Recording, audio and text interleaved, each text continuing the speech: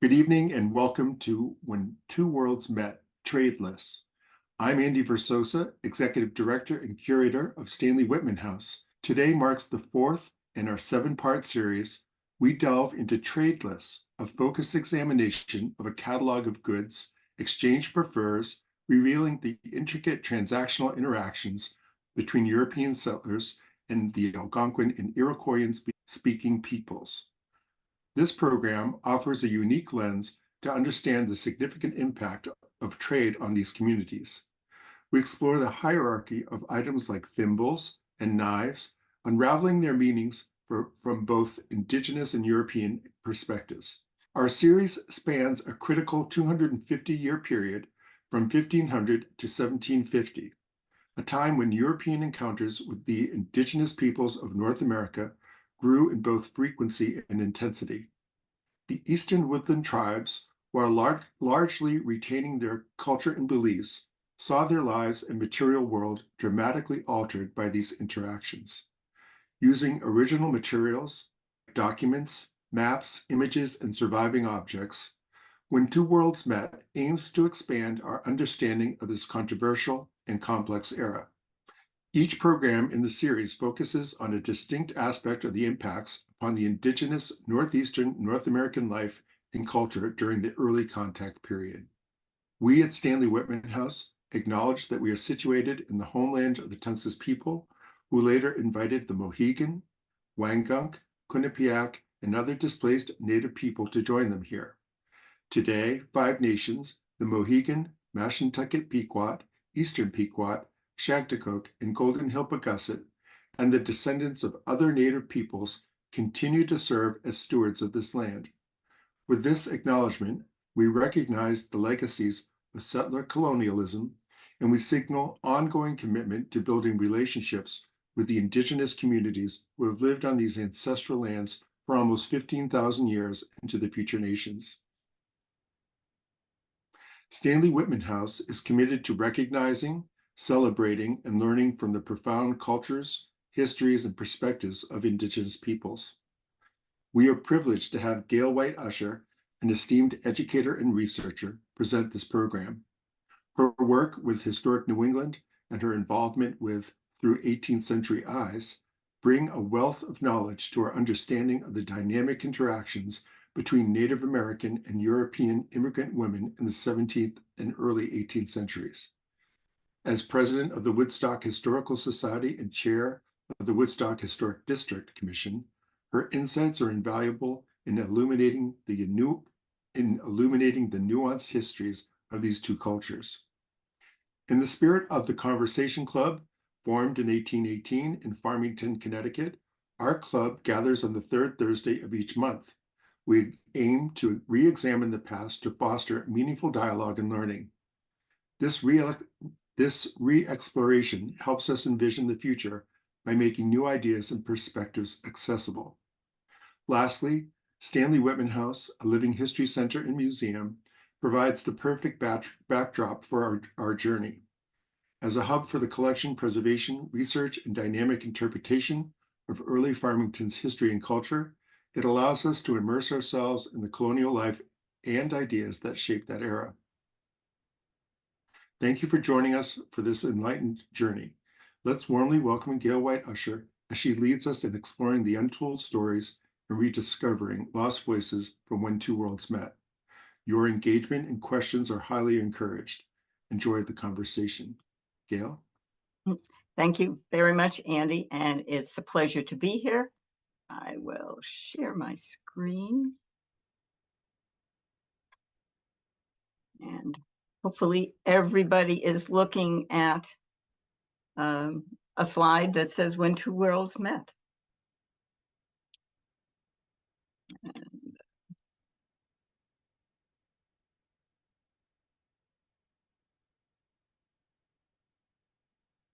go back one. All right. There's an abundance of research that has been done and is being done on the fur trade. It's a complicated subject covering a vast territory and 250 years. The focus of this conversation today will be on the impact of the early period of the fur trade on the indigenous peoples of New England and New York. If you're interested in the subject, and I mean this fur trade, I encourage you to explore some of the excellent research that has been published. But first, a little background for context.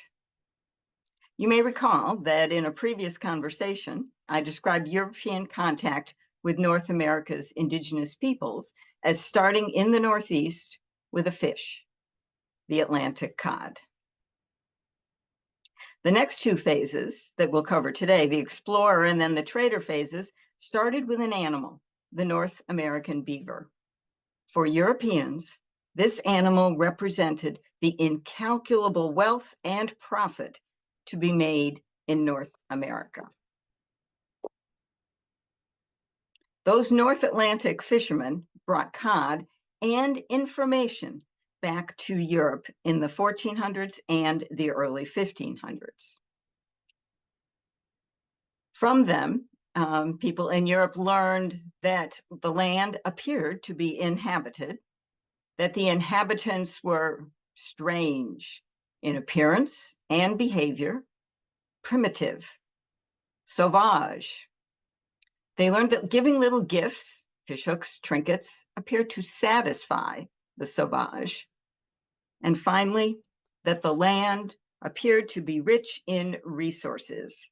Many beaver were seen, and the inhabitants appeared amenable to exchanging furs for trinkets. So when the explorers arrived, they were prepared for interaction with the sauvage. They were armed and they were ready to trade.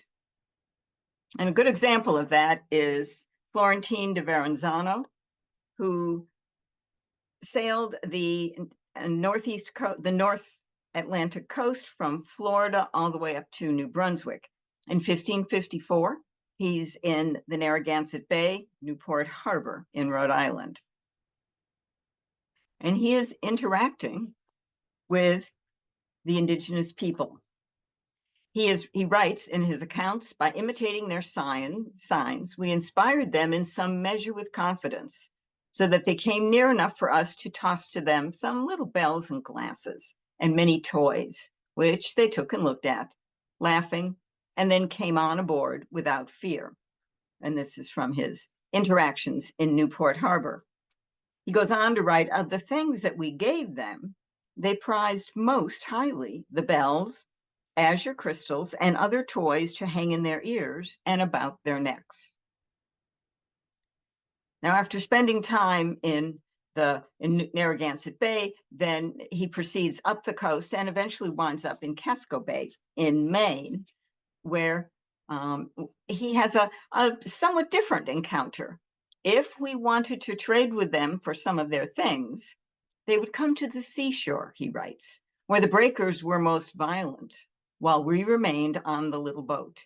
And they sent us what they wanted to give on rope, and would take in exchange only knives, hooks for fishing, and sharp metal. 10 years later, Jacques Cartier, who is exploring the Gulf of St. Lawrence, has an even different experience. He is chased in his boat.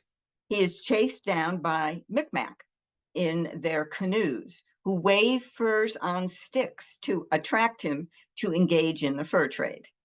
And he is eventually convinced and trades. He trades axes, knives, and hoes for the furs that they were offering.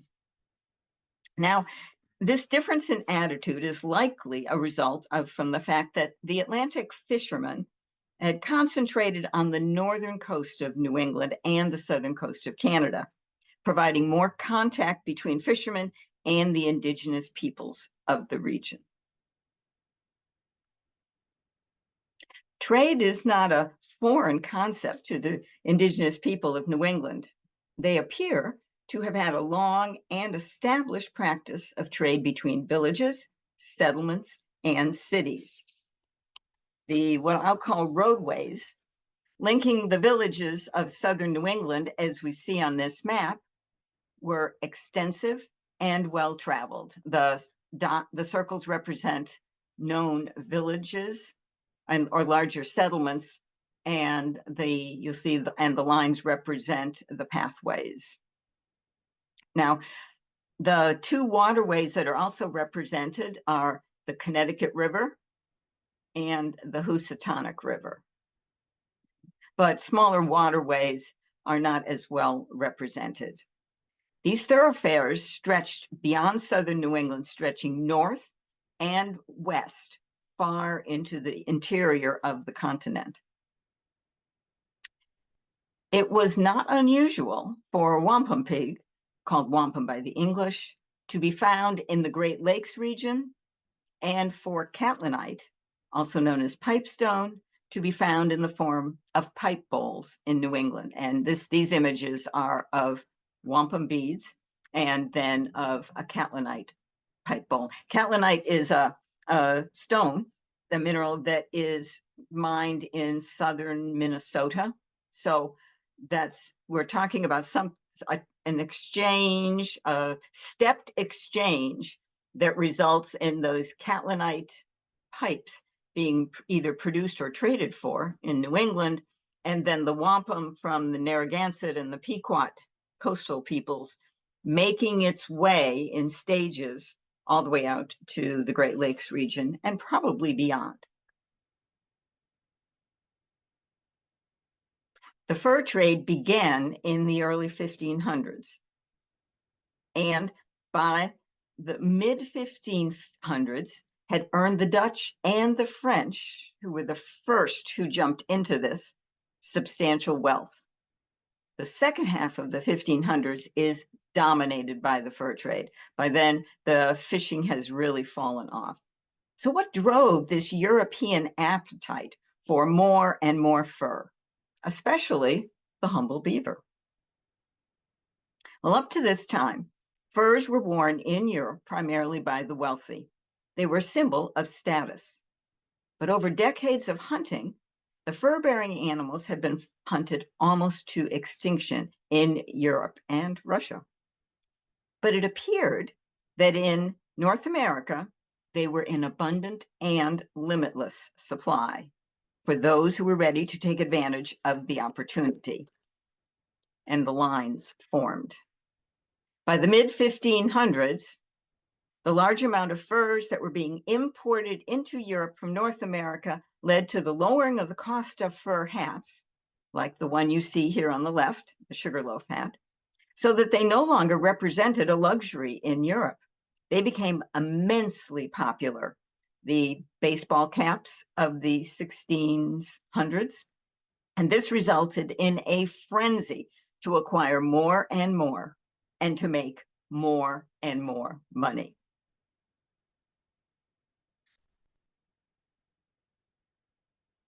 Now, fishermen and early explorers used simple, cheap, portable trade items, things that were easily packed in boxes or kegs and transported by ship and took up very little room and cost them very little money, as we saw described by Verrazano. They certainly used items that had been found to be appealing to the indigenous people that they encountered. You know, as I said, items that the Europeans considered trinkets of little or no value, but items that the indigenous people valued highly, sometimes just for their uniqueness or their use as a new technology, like a metal fishhook, for example, or pot or a metal knife. In Bartholomew Gosnold's descriptions of trade on the Cape Cod and north in 1602, we see what he gets in return. James DeRosier, his chronicler, writes, the Indians gave Gosnold certain skins of wild beasts, which may be rich furs, tobacco, turtles, hemp, artificial strings, colored chains, and such like things as at that instant they had about them. Now, during their stay, Gosnold and his men collected sassafras. cedar logs, which had initially been thought to be the main the high value item that was going to be found in North America, and furs to bring back to England. This cargo was valuable enough to pay for the expense of their voyage, but more importantly, it reinforced to investors the wealth of natural resources that could be found in the region. And the dollar signs glinted in their eyes.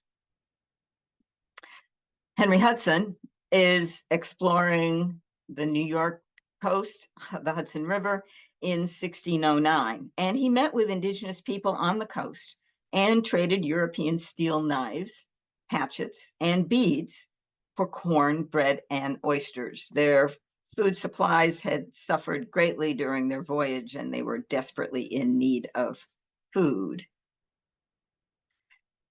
He writes that the crew were quick to note the amount of furs the natives had to trade and were correct in judging the potential for trade and profit. Now, Hudson was working for the Dutch East India Company, and his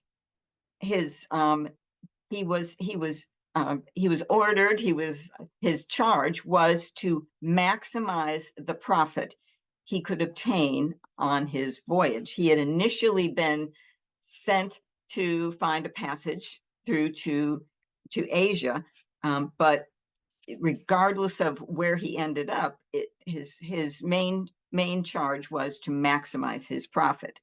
And so he and his crew, as they sailed up the river, they noticed a native canoe laden with goods approaching the half moon. And after some preliminary discussions, they soon began to ply the Indians with alcohol in order to obtain the more valuable furs that the natives had brought with him. Like other Europeans, previously, he used alcohol to increase the profits for his Dutch employer, setting a bad precedent.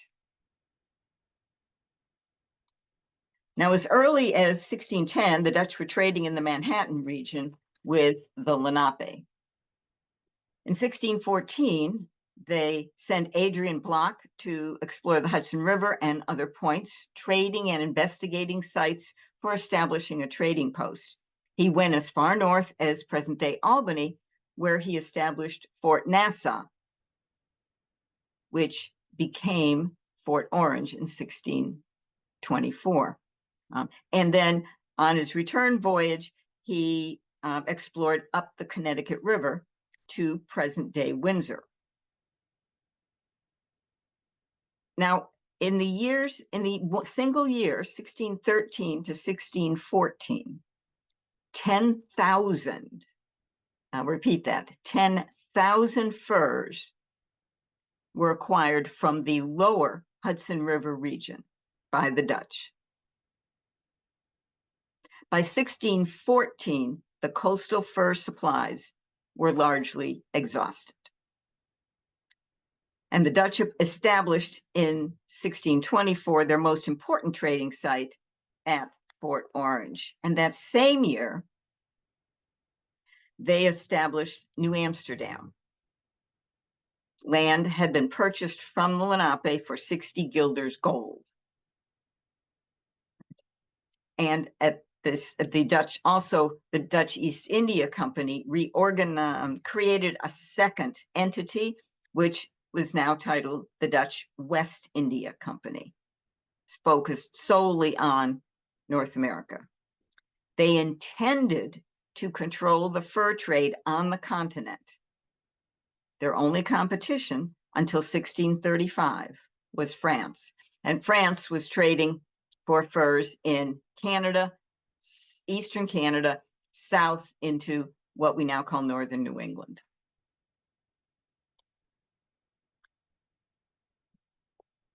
Now, the Dutch established a trading post in Hartford, Connecticut, in 1633, which they called Dutch Point. And they reached in their exploration of the Connecticut River as far north as present-day Enfield. and their territory of initial trading extended as far east as Narragansett Bay. They traded with the Wampanoag, the Narragansett, the Pequot, the Mohegan, the Sequans, the Nawas, the Horicans, and the Quinnipiacs.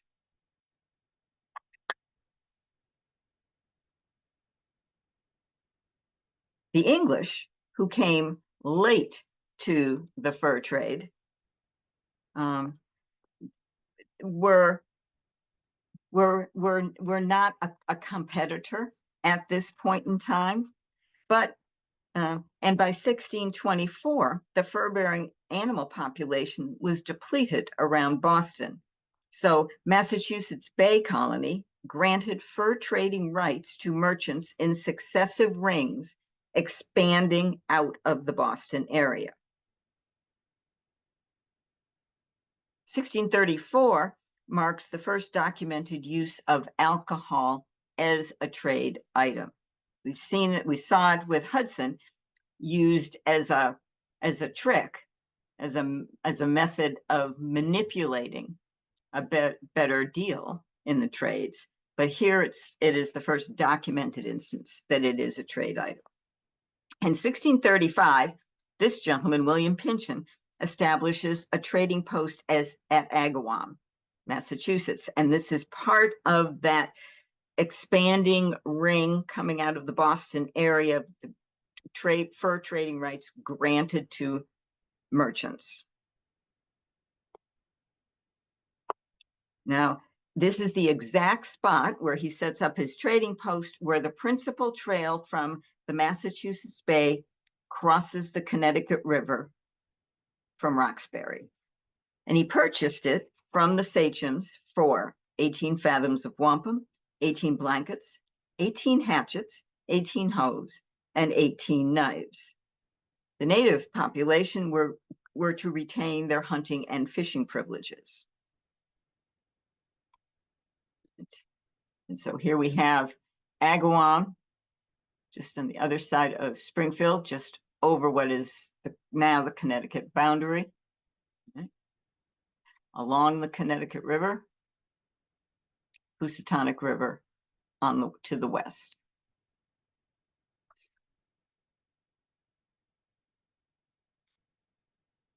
Agawam bisected the major Indian pathways between the Narragansett and Pequot in the southern area and north into the Mohawk region.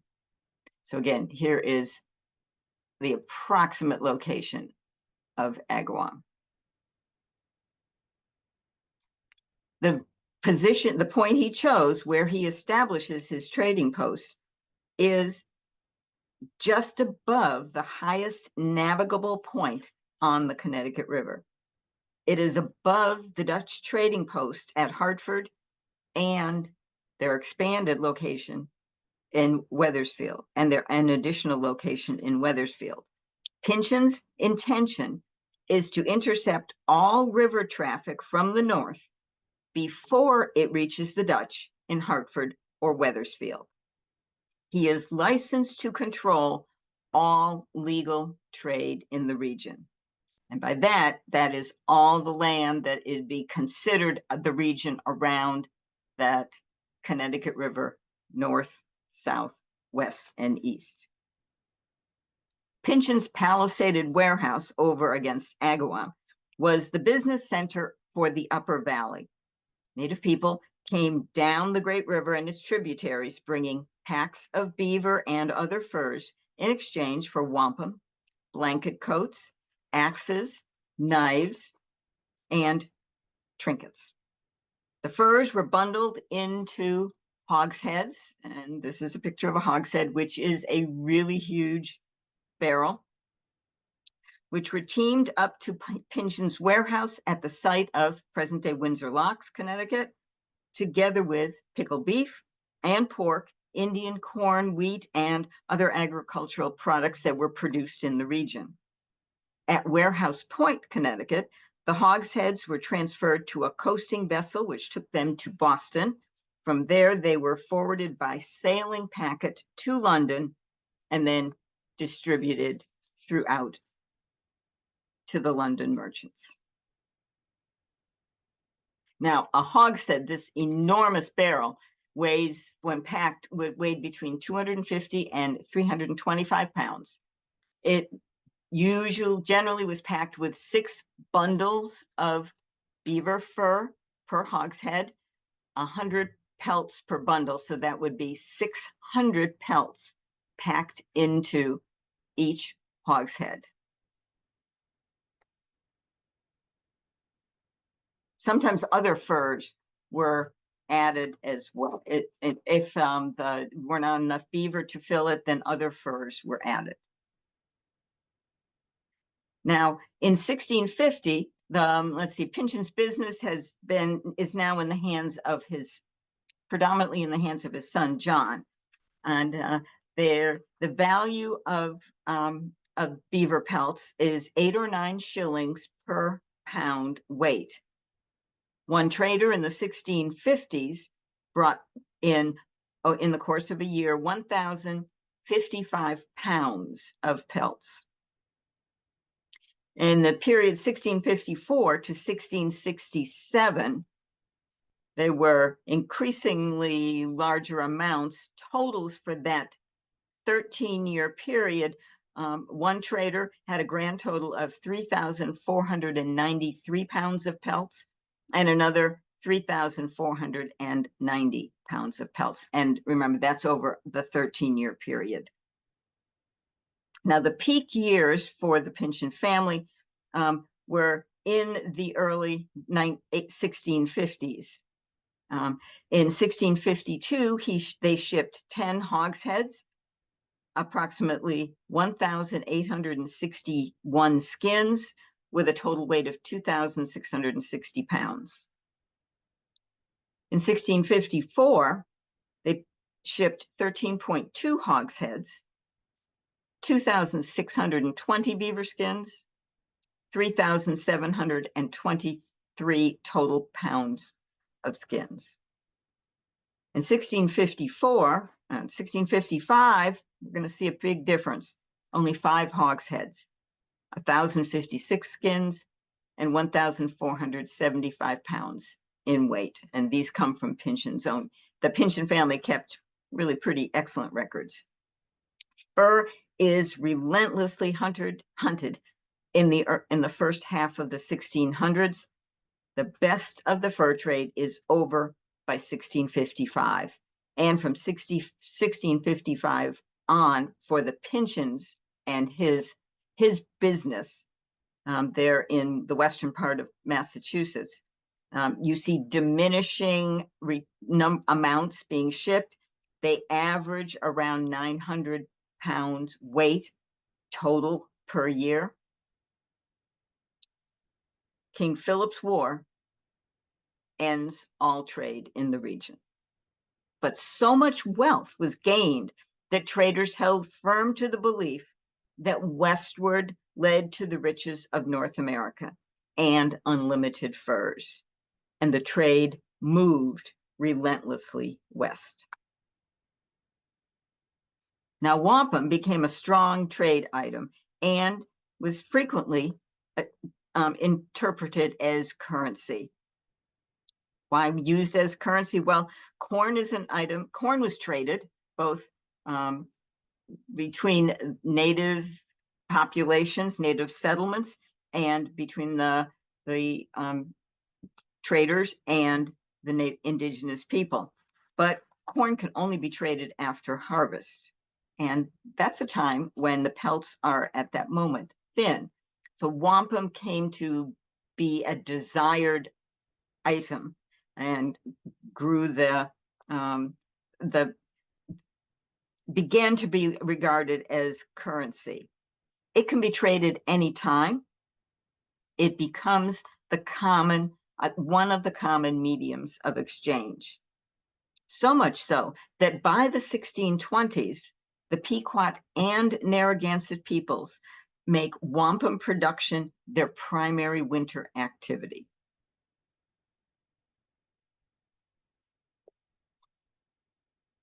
The impact of the fur trade on the indigenous culture is significant. The need for trade items leads to more and more time spent trapping beaver and other fur-bearing animals, and results in a dramatic change. Hunters devoted increasing time to getting furs to trade rather than to the essential work of hunting deer and other animals for food. As skills declined over the generations, villages became increasingly dependent on the Europeans that they traded with. For example, in trade, the French provided clothing, jewelry, iron arrowheads, knives, axes, hoes, tools, and utensils, and alcohol and inferior food. By the early 1600s, indigenous people in the North, where they traded with the French, were relying on the French for survival, especially in the winter months. The men concentrating on hunting fur-bearing animals, not on getting food. The region does not have a long growing season, does not have the long growing season that southern New England has. So they did not produce as much food, corn, the staple corn, as southern New England. And in fact, throughout decades, probably centuries, northern tribes had traded with southern tribes for corn. Nor was the soil in the North as fertile. Once enmeshed in the fur trade, northern indigenous people traded for or purchased food, and unscrupulous traders gave them food that was often contaminated or spoiled.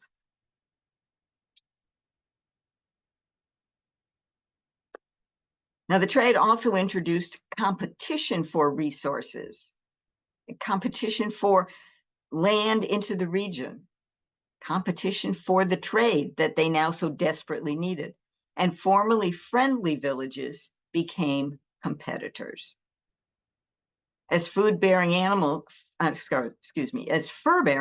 became scarcer, that leads to hunters going further and further west and north, crossing into land traditionally inhabited by other villages and tribes, which led to altercations. Women spend more time preparing pelts for trade than in agriculture and other formerly essential activities. And of course, this increased interaction with Europeans leads to new epidemics, which continue to drastically reduce the village populations, leaving fewer people to perform life-sustaining activities. Time previously spent making tools and clothing isn't needed because of European goods. But to get the goods, they needed the furs, which took increasingly more time to acquire because the men had to travel farther to find areas where the beaver and other fur-bearing animals were plentiful, which led to the need for more goods. It's a vicious cycle, and they were trapped in it. Over just 2 or 3 generations, they lost their traditional skills. And the introduction of European guns contributed to an ecological catastrophe. It produced a systematic overkill and unrestrained slaughter of certain animals, as had happened to the beaver and other fur-bearing animals in Europe. And that created change in an already changing ecosystem. Our friend, the North American beaver, as inconsequential as he may seem, had for hundreds of years regularly changed the landscape. Loss of the beaver eliminated this change. He changed the course of waterways. He produced meadows. That change stopped happening. And the loss of smaller fur-bearing animals eliminated the food source for larger carnivorous animals. And they were either hunted or left the region. It's now believed that the loss of 90% of the indigenous population due to virgin soil epidemics, produced a climate change event in itself. The land was no longer cleared and used as it had previously been for hundreds of years.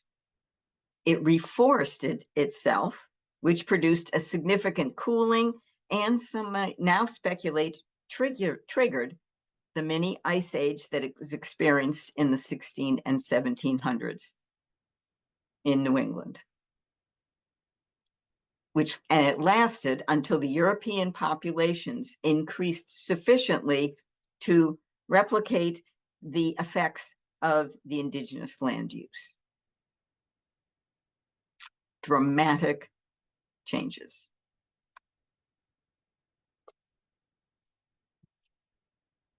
Now that's just background for you. What I'd like to do now is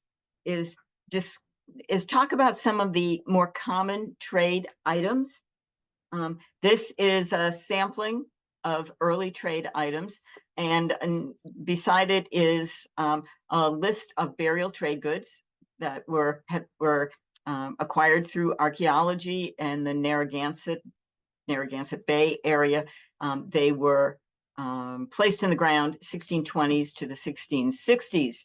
And items found included glass beads, whetstones, kaolin pipe, iron locks, keys, kettles, knives, lead balls, muskets, powder flasks, European cloth, wooden trunks, copper tubes, brass fishhooks, axe heads, iron hooks, iron hose, iron bar, Latin spoons, pewter measures, ear pendants, brass rings, iron buckle, brass hawk bells,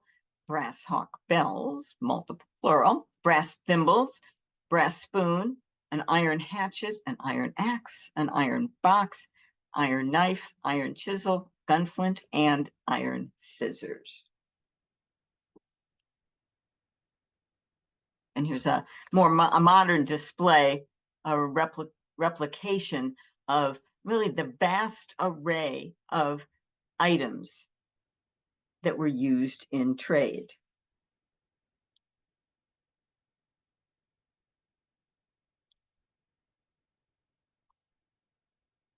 Now this is from the period of 1761. The fur trade had moved west into Pennsylvania, but by then good lists were being kept.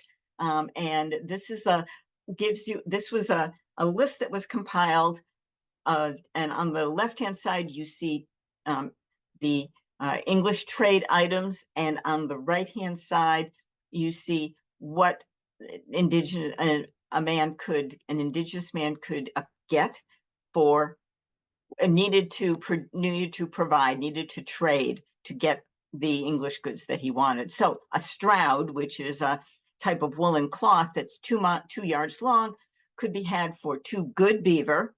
And there were those distinctions. There was good, and Medlin is middling, and best, and small, large. And they were also the distinctions. Beaver and were also distinguished by time of year: winter, spring, fall. That also indicated the quality of the beaver. So a stroud of 2 yards long gives you 2 good beaver. You could get for 2 good beaver or $3. Men's ruffled shirts could get with beavers or $3 skins. A men's large blanket, 2 good beavers or $3. Women's worsted socks. That should be socks, not stocks. 1 buckskin.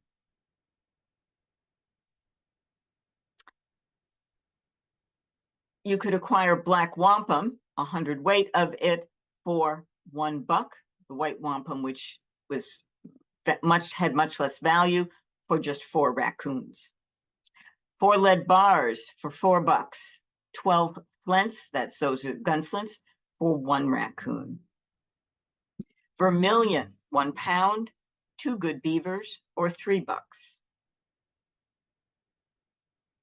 2 fathoms of ribbon for $1. Tin kettles, a gallon weight, a gallon volume, $2.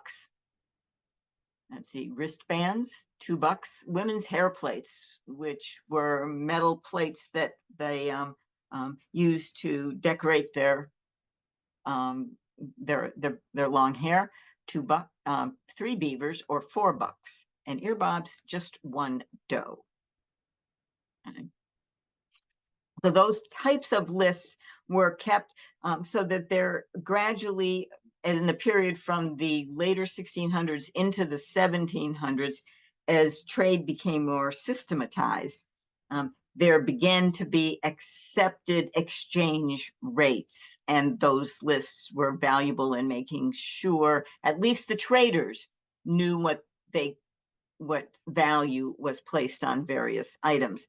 That doesn't translate to the fact that, I'm going to back up for a minute, that doesn't translate to the fact that a trader might say to the native man who has brought him $2 that he can have his set of wristbands, because traders were notoriously liberal with their pricing and really priced much higher than was considered allowable. In fact, as the years go on, we're into the 1700s, there are many court cases where the indigenous traders feel they have been wronged by the English trader and are complaining to the courts, are demanding retribution, demanding complaining of the cheating that's going on. And what I'd like to do now, though, is focus in a little bit on some of the specific types of trade items. And for that, engage with you a little bit, ask for your comments. I'm looking for particularly a question. These are 2 examples of copper and brass pots. The copper pot is an excavated pot, very beat up. The brass pot on the right-hand side in pretty good condition. They usually had bales. Sometimes you had to trade separately to get the bale. And I would take a look at we've got the brass pot on the right, and then a native indigenous pot that was produced by the women in the village. And I will say that by the middle of the 1700s, the skill to produce these pots had been lost because so few of them were being made that women were relying on traded metal pots. But I put to you the question, why prefer the metal pot? What are the advantages of the metal pot over the clay pot? I think Andy had said you can either put your answers into the chat, or you can raise your hand and answer in person. And Andy, I'm going to rely on you to read the answers and monitor if somebody's raised their hand.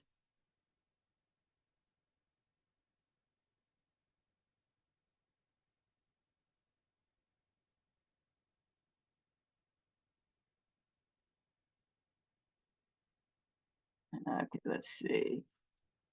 So what I see is,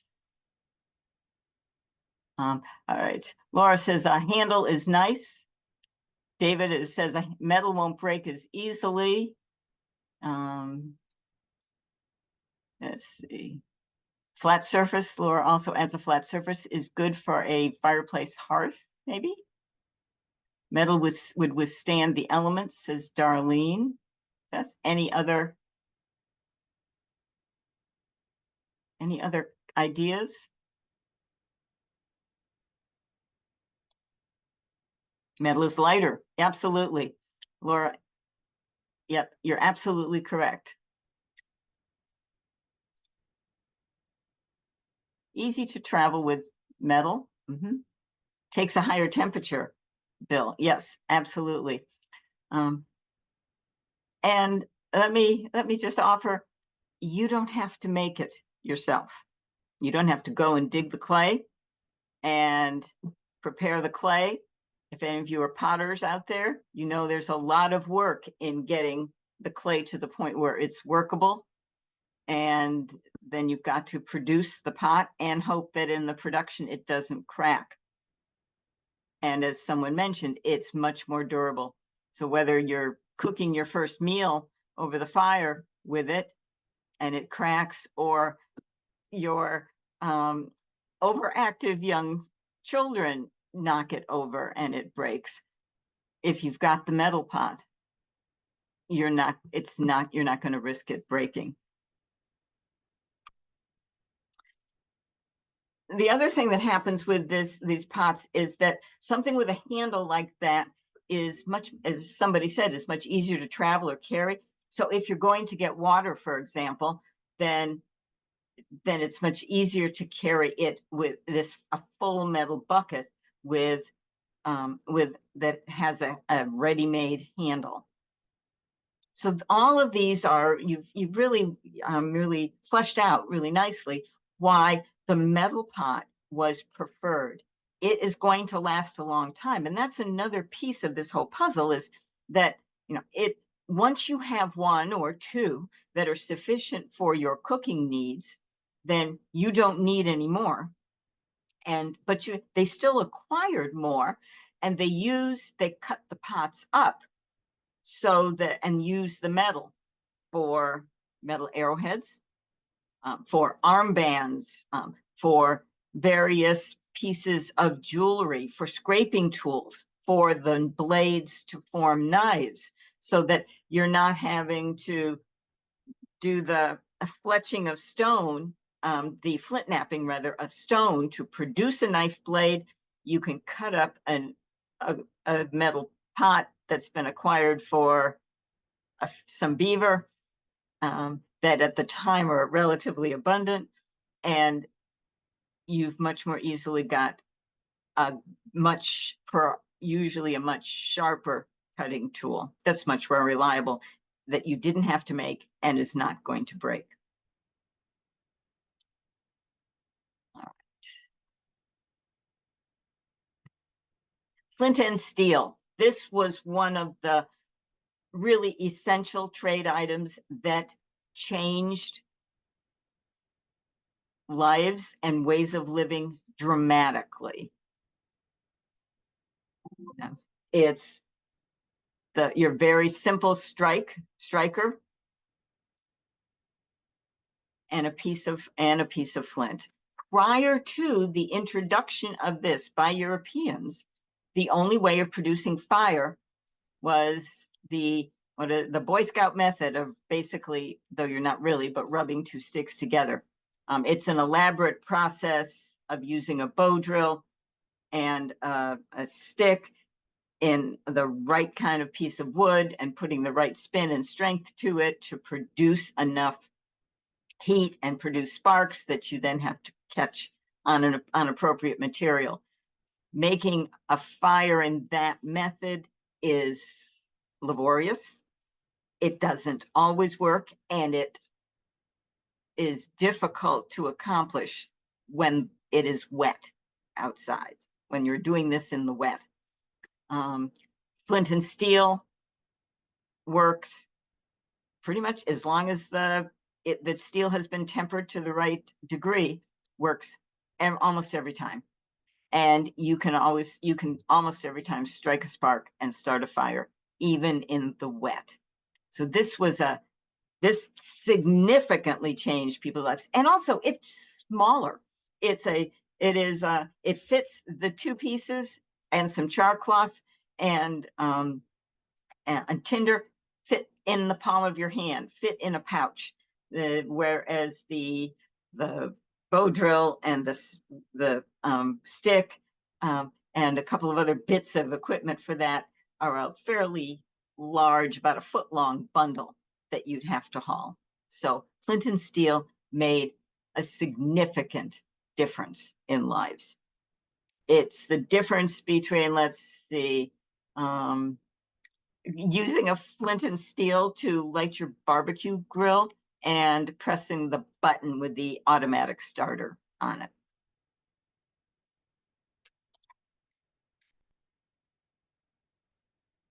The trade gun also had dramatic and significant impact. And we've already heard in terms of how it led to overkill and the unrestrained slaughter of certain animals. It is much more accurate. It is accurate at a much greater distance than a bow and arrow. It does not require, if it gotten in trade, it did not require making the bow, making the bowstring. It did not require making arrows. And it just an easier device to use once you learned how to use it. The downside is that it required, to be able to continue to use it, it required not only the gun itself, but gun flints, lead, or ready-made round ball, the musket balls, gunpowder, and it required the tools to be able to maintain the gun. And that became problematic. To have a gun gave you greater ability to hunt, greater ability to defend yourself as competition grew.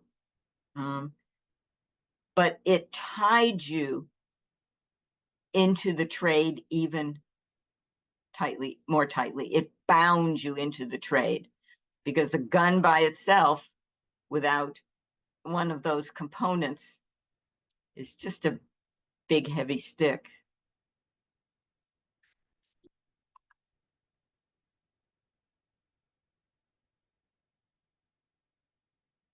Clothing is another item of is a big category of trade item that also significantly changed life.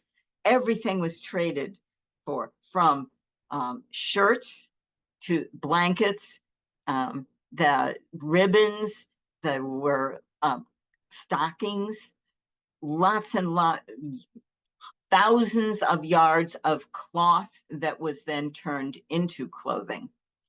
So I'll ask, and let's see, I will say that the predominant fabric that was used, that was sought, was wool, and then linen for many shirts.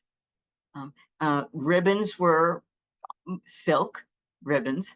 I would ask you, why would one switch from the deerskin clothing to the more contemporary, the clothing made of either wool or linen? Why would you make that transition? And here we've got two drawings of, on the right, you see an Abenaki couple wearing more contemporary clothing for the early 1700s. And on the left side, a woman, she's wearing a linen shirt decorated with ribbons. She's got a woolen match coat also decorated with ribbons. And it looks like her skirt is wool decorated with ribbons and trade ring brooches, and her leggings also wool.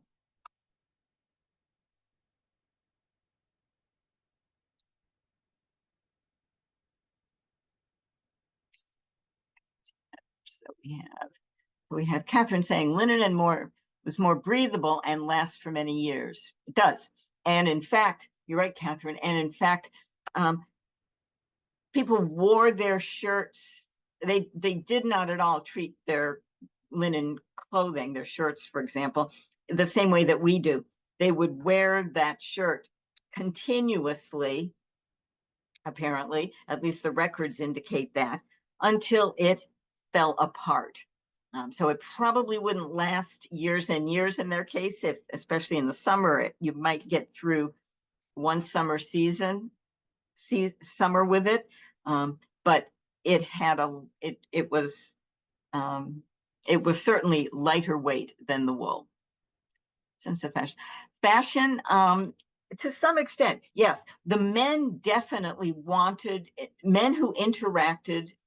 I'll back that up. Men and women who interacted with Europeans, whether they were English or French or Dutch, appeared to have discovered that to have a more favorable outcome of their interaction, the more closer they dressed to what was considered appropriate for a European, the more favorable that interaction.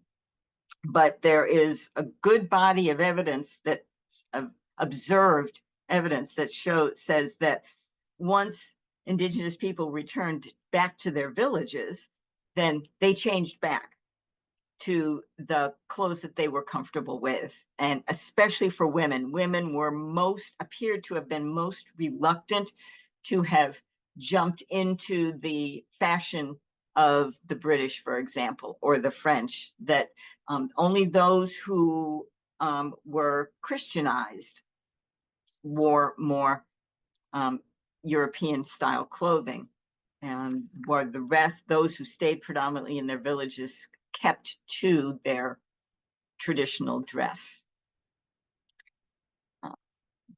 But also in all accounts seem to indicate that there was, regardless of what they were wearing, skin or cloth, they were into fashion. Fashion was an important piece. Wool is warmer. It's easier to cut and sew. It comes in much more vibrant colors. And in addition, it is, you don't have to make it yourself. Neither the linen nor the wool did you have to make yourself. You either got, with the wool, you just cut it to the size you needed and wrapped it around yourself, or sewed it for leggings. Most of the shirts came ready-made. So that whole part of brain tanning, well, first of all, acquiring the skin, then cleaning and brain tanning the skin, and then cutting and trying to sew it by piercing the skin with an awl and then using sinew to sew, is eliminated. So with traded sharp needles, then you can sew cloth much easier, and you're able to decorate it much easier, and it is much warmer. And a really important piece of the wool is that even when it gets wet, it keeps you warm, whereas skin, when wet, is just abysmally cold.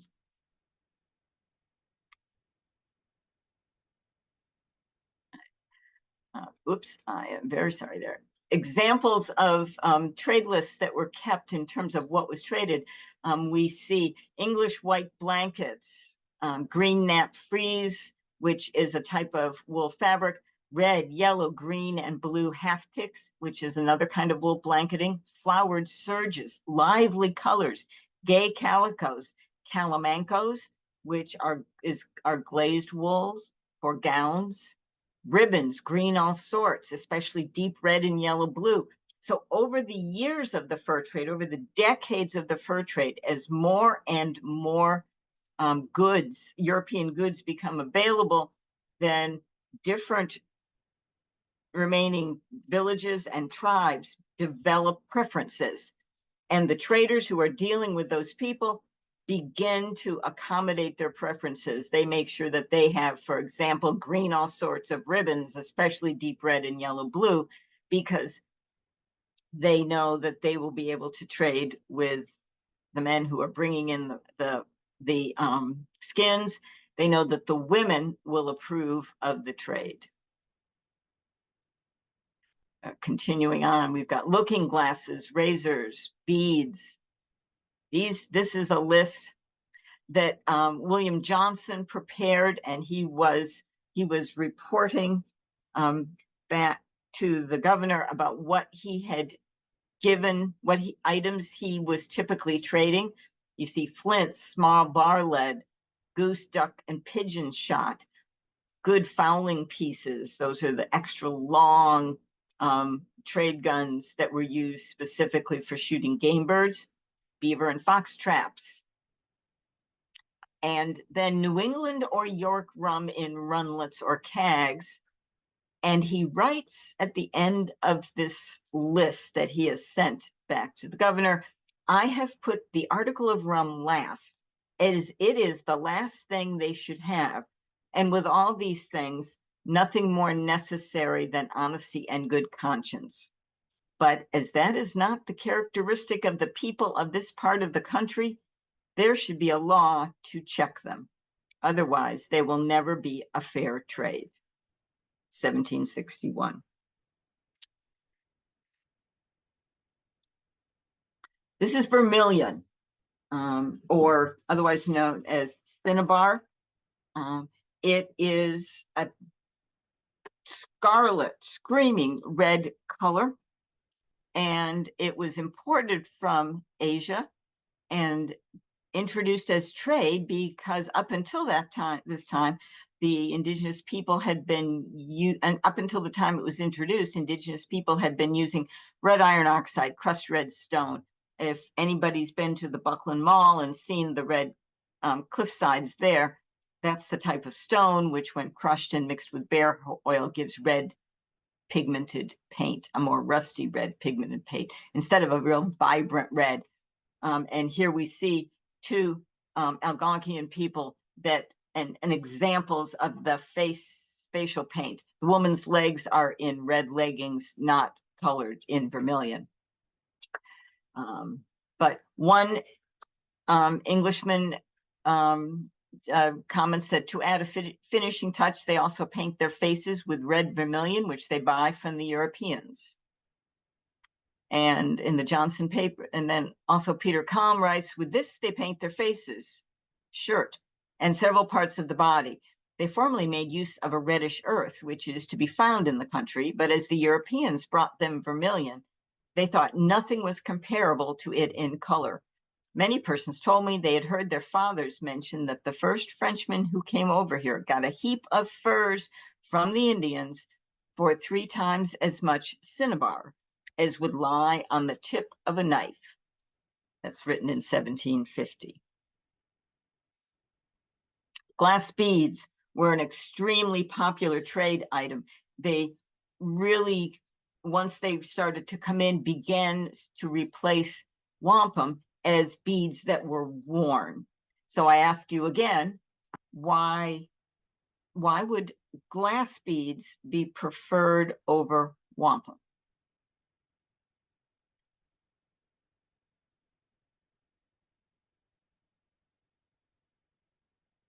Sorry about that.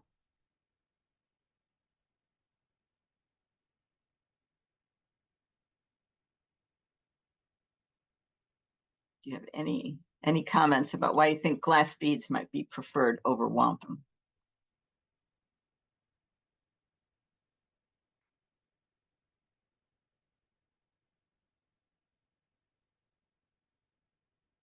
Less expensive? Yep.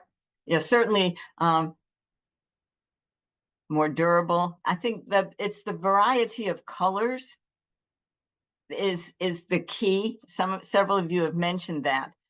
It's the key, the colors. Your wampum, it was either the deep purple or the white, but these European beads came in a huge variety of colors and combinations of colors. The ones I show here are just mainly single colors, but you had blue, the color of sky, you had red, the color of blood, the color of life. You had combinations, white beads that are swirled with red or swirled with blue. They're black beads with colored spots, so that this harks back to the earlier comment about fashion. The beads were a fashion choice, and the Venetian glass beads and the trade beads that began to come in just offered an amazing assortment. Did any of the tribes refuse to trade? No, everybody was engaged. As far as I know, everybody was engaged in the fur trade, to be able to survive. The women were the most of many of the villages were the slowest transitioners. Many of them tried to keep their traditional ways of dress and of their traditions going, but the inevitable march of time and modern convenience, I think, changed all that. Think of how many of us are still using a small single flip phone versus how many of that versus even if you were a holdout, you eventually had to most people eventually probably had to turn to a smartphone. Or how many of eventually, no matter how long you stick with Windows 10, years and years as your technology starts to not work as well originally, eventually you fall and get the next updated version. So it was true of us. It was true of them. These are ring brooches. They're just simple silver circles with a clip, and they were produced in the hundreds of thousands and traded to decorate clothing. And these are cup and ball, cone and ball earrings that were made, hundreds of thousands of them produced, and they are used as earrings. And also, you can see here, they're in combinations with the ring brooches as decorative items. One of the most, eventually one of the most treasured trade items was the mirror. As Peter Kalm writes, the Indians liked these very much and used them chiefly when they wished to paint themselves. The men constantly carry their looking glasses with them on all journeys, but the women do not. The men, on the whole, are more fond of dressing than the women. And when I'm speaking with students, I like to ask them to imagine that for your entire life and for all of your ancestors' lives, the only way that they have of knowing what they actually look like is by being described, by your appearance being described by people, acquaintances, friends, and family, or by looking in a lake, a clear, flat lake surface or a puddle. That's the best you can do to know what you look like. If you are painting your face, and almost all men in New England appear to have painted their faces and their bodies. You could paint your body, but the face is not something you can really do easily on your own. You've got to rely on somebody else putting those designs on your face. Suddenly a mirror is handed to you. How do you feel when you see that? How do you react? There's probably confusion, a little apprehension, some fear. You're not sure. But once you're able to see what you actually look like, that's a life-changing moment, I think. By the time you get to the 7 Years' War, people begin to describe the warriors as all of them traveling with mirrors, and that the French especially had a certain amount of consternation because they're all ready for battle and they've got their indigenous allies are there, the allied tribes are there and ready to work and help them. But there's a pause, and the men have all pulled out their mirrors and they are changing their face paint. They're adjusting what their hair and their face, the patterns on their face look like. They are not only preparing for war, but they are preparing for their death. They are painting on their faces and they're preparing their hair for assuming that they're going to die in battle, and that this is what they want to look like when they die. Mirrors became incredibly important. Glass bottles, another popular trade item. And let's just compare it to what had been used before to easily carry bottles, a bottle gourd, for example. And the bottle gourd, though it's probably going to be lighter when filled with water, but doesn't have a flat surface, so it's going to top over. And bottle gourds are very fragile. If you drop one of these even slightly, it's going to crack, and you've got to grow the gourd. Whereas the glass bottle, which comes ready-made and had a flat, stable bottom, so that it would less likely to tip over. And as heavy as they are, they actually can be dropped and not necessarily break. I think the difference between a stone produced hoe and a metal hoe head is fairly evident. And I'm just going to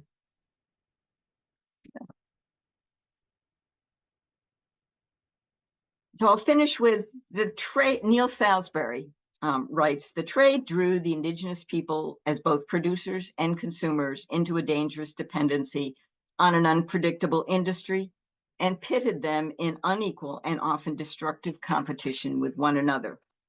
It turned self-sufficient hunters into specialized producers dependent on conditions and decisions over which they had no control. And in closing, I would like to say that we should consider that the trade transferred from Europe and established in North America the practice of predatory capitalism and consumerism that is now 500 years old. The fur trade was America's first economic bubble, and it rolled across the continent in phases, playing out over 350 years until it reached the Pacific Ocean. It had catastrophic consequences, some of them unintentional, like the environmental impact caused by the beaver and overhunting. It made an entire civilization. It remade an entire civilization, pushing North America's indigenous population closer to the brink of extinction. Yet they survived. And with that, I thank you very much. I went a little bit long, but I really appreciate your patience and I appreciate your participation.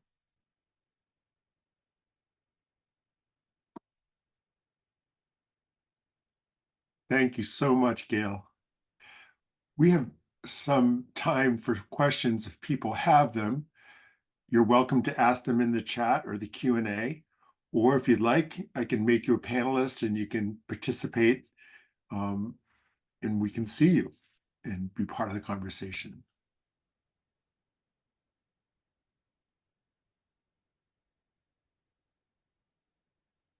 We have a shy group, Gail. That's okay. And I did go a little long.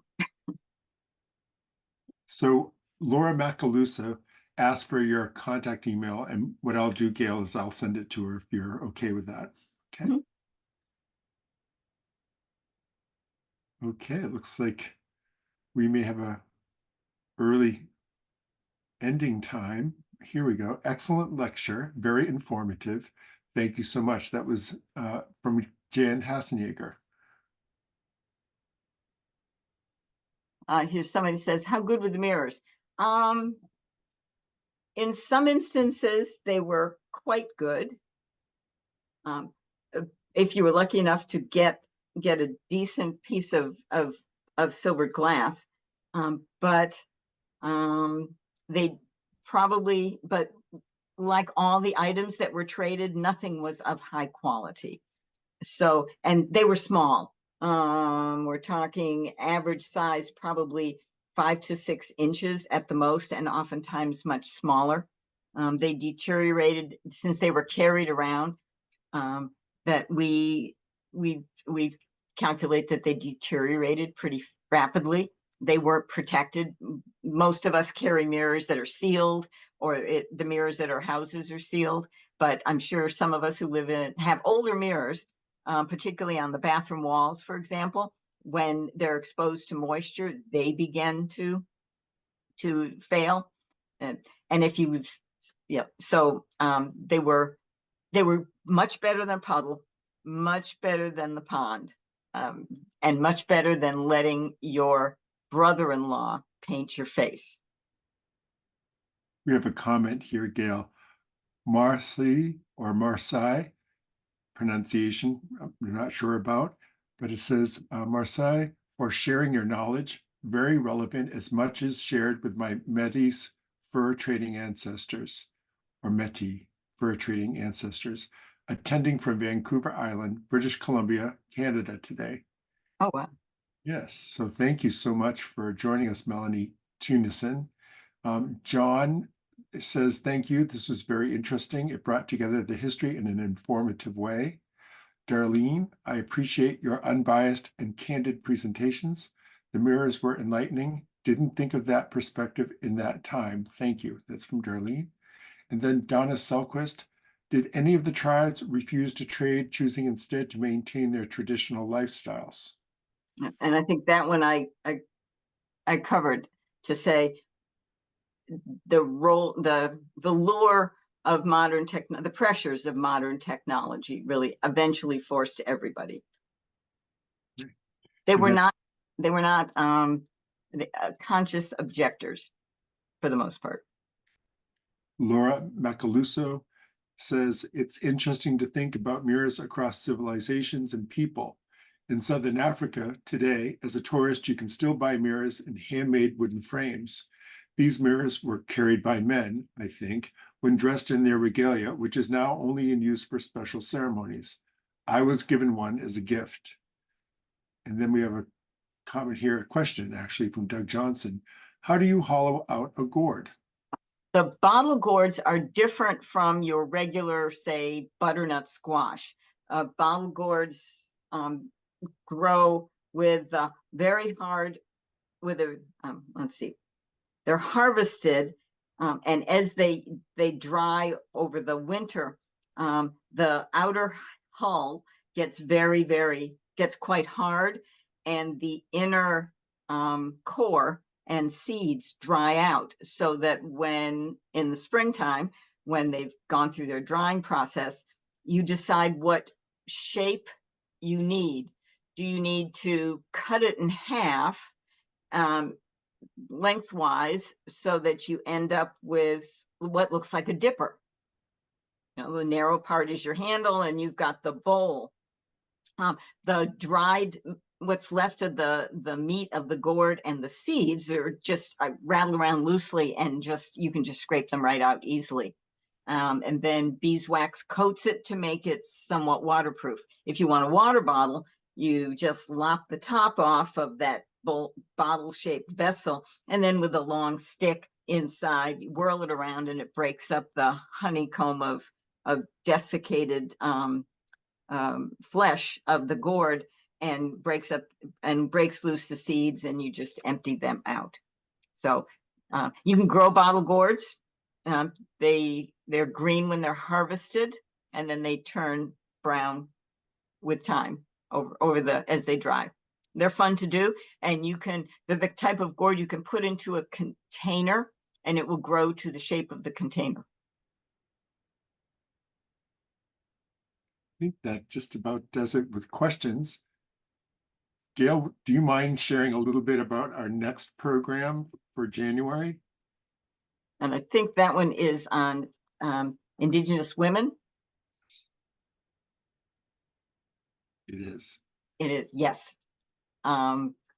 This explores this takes a special look at women from time of earliest contact, well, actually pre-contact. So it establishes what lives were like for Indigenous New England populations before contact, and then tracks how their lives changed over the ensuing 200 years of contact.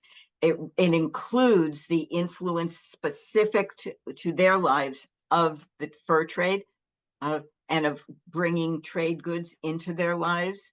So we cover everything from life at daily, what their responsibilities are, their daily activities, their clothing, ornament, jewelry, body paint and ornament. I cover the gamut on Indigenous women.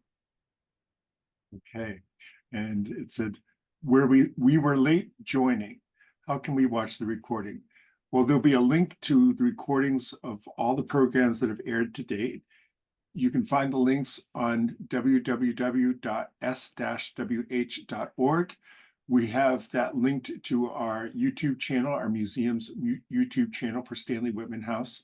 And you can find all past recordings, including this evening's, there. So it takes me about 40 hours, not 40 hours, I'm sorry. It takes me about 48 hours to get it all up and together online. So just if you could be a little patient, we'll have that up in a couple of days. And I just want to say, if people have, are viewing past some of the past presentations, or they saw them then and I've had questions come up about them, you can request my contact info from Andy, or send the question to him and he'll relay it to me. I'm happy to, correspond with people and have discussion. And I did put in the chat the website for the museum. And then what I'll do too is I'll, for this program here, this has everything listed coming up and what has been done in the past. Now, someone did ask, we're going to diverge. This is a ceramic skull by John White. It's a matte glaze, and it's just something ornamental in my office. So we oversee two cemeteries actually at Stanley-Whitman House, Memento Mori Cemetery on Route 10, and also Scott Swamp Cemetery on Route 6. So one's an early colonial Revolutionary War era cemetery, and one's a bridge cemetery from the Revolutionary War into the early Republic. So I just, for myself and just for humor, I have my little friend here watching over my right shoulder. So I just want to thank you again, Gail.